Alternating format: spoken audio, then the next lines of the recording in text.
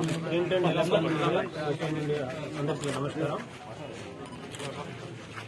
సీతారాంపూర్ పరకాల మండలం నివాసి అయినటువంటి లడే రాజేశ్వరరావు దంపతులకు 1173 గజాల జాగా ఉంది.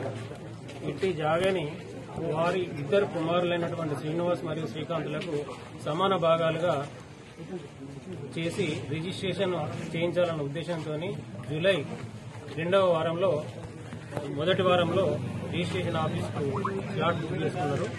స్లాట్ బుకింగ్ ఈ రోజు ఉండే. అయితే వాళ్ళు వచ్చి ఎస్ఆర్ ఆఫీస్ ముందుగా డాక్యుమెంట్ రైటర్ అయినటువంటి బొట్ల నరేష్ గారిని కలిశారు.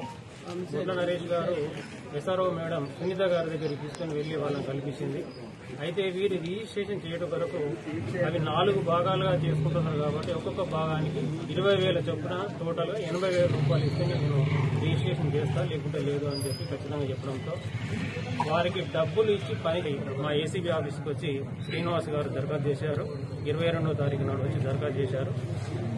అయితే ఈ రోజు రిజిస్ట్రేషన్ ఉంది కాబట్టి డబ్బులతో పాటు వచ్చి రిజిస్ట్రేషన్ కొరకు రాగా డబ్బులు తెచ్చినావా అని డిమాండ్ చేసి ఈ శ్రీనివాస్ గారి వద్ద నుంచి నరేష్ గారు తీసుకున్నారు.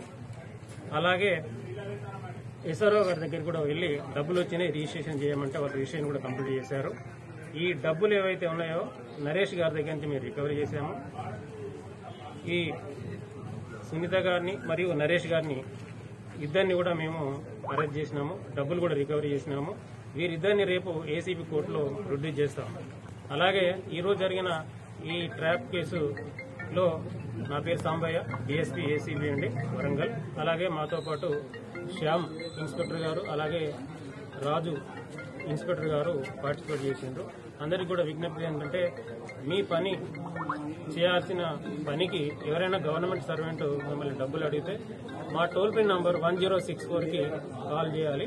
అలాగే నా నంబర్ వచ్చేసి 91543